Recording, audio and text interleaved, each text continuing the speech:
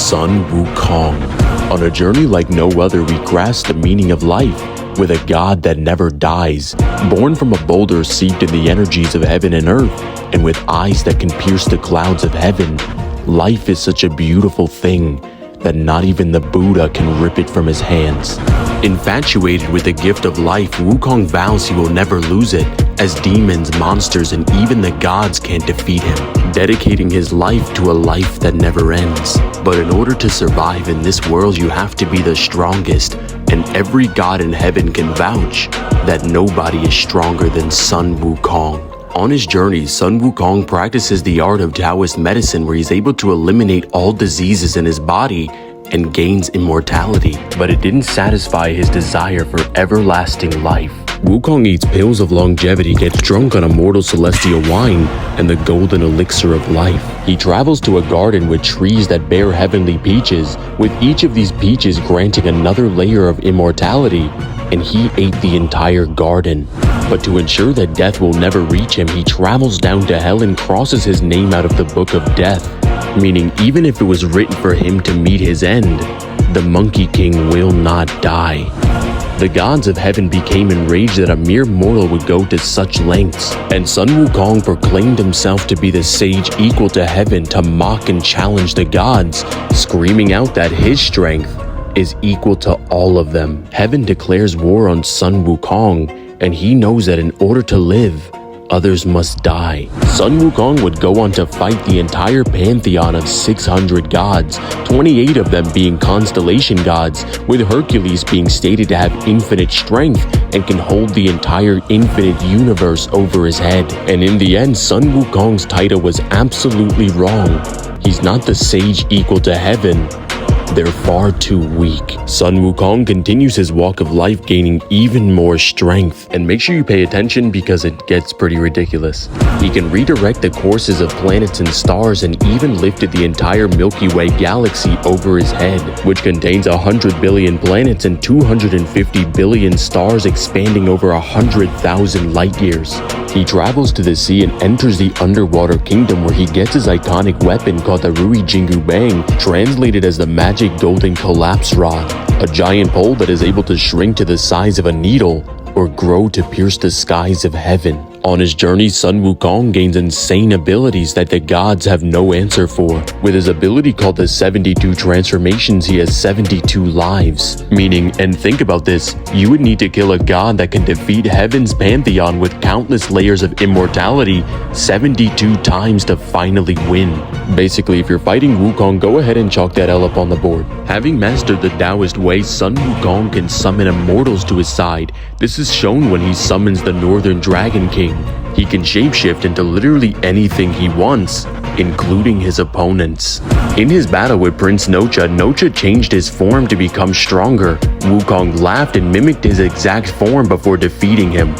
Wukong has defeated beings who can cut the universe in half, and even beings who could destroy all of heaven, earth, the 18 layers of hell, and the entire universe with just a whistle. He's defeated beings that are stated to be non-existent, meaning things that aren't even real can't hide from Wukong's fists. He can hear up to heaven and down into the underworld. With his eyes, he can see if things are true or false, good or evil, wealthy or poor. He also states he's capable of seeing the entire world.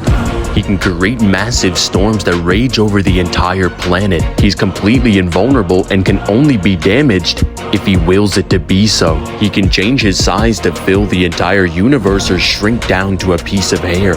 And even the de-immortalizing furnace couldn't kill Sun Wukong. Wukong has 84,000 hairs on his body that he can turn into literally anything he wants. He can create weapons, armor, exact versions of himself, and even exact copies of his opponents that possess the same strength, speed, and all of their abilities. And his clones are able to make copies of themselves, and so on and so forth to infinity, meaning you would have to fight an infinite number of Wukongs or an infinite army of you. After running the ones with the entire afterlife, there's only one deity left strong enough to defeat him, and that would be the Buddha himself.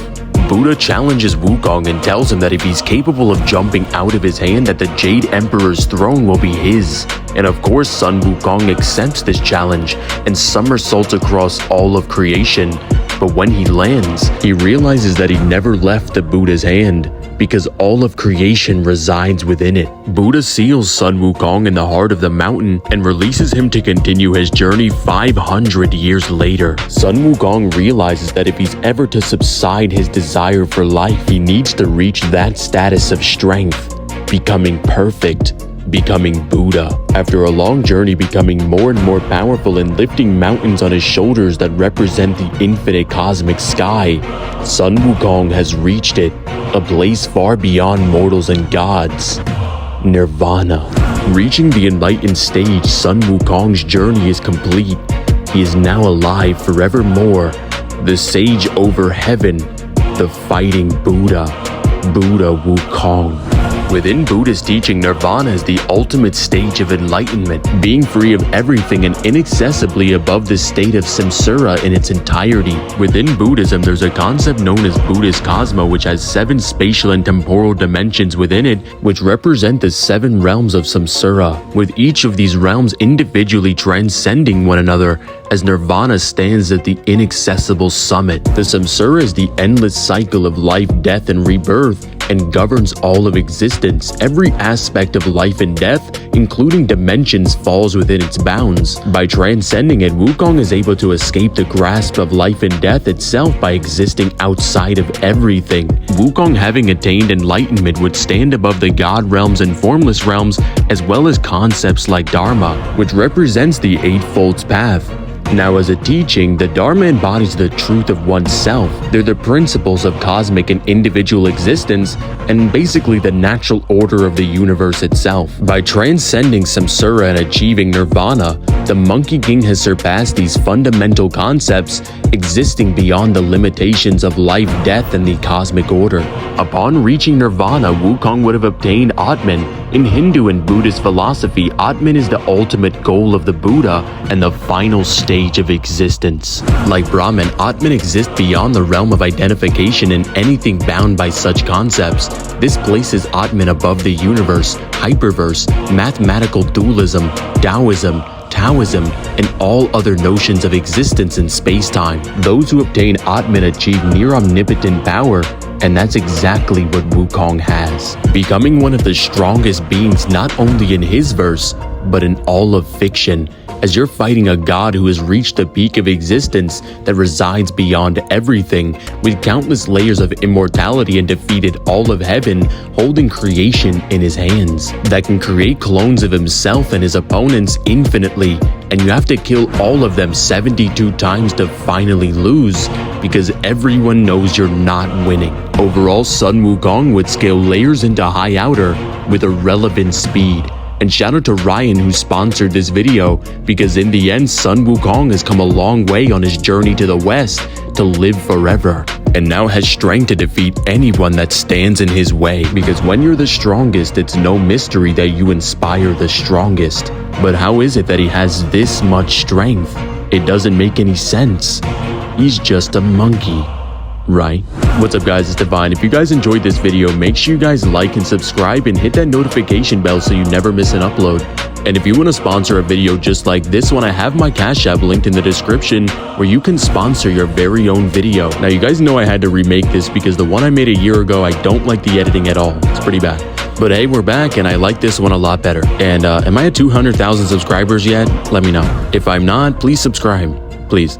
But anyway, tell me in the comments who's your favorite character from Journey to the West, and which character should I do next? And tell me in the comments, out of the countless characters that you know, who can defeat the fighting Buddha, Sun Wukong?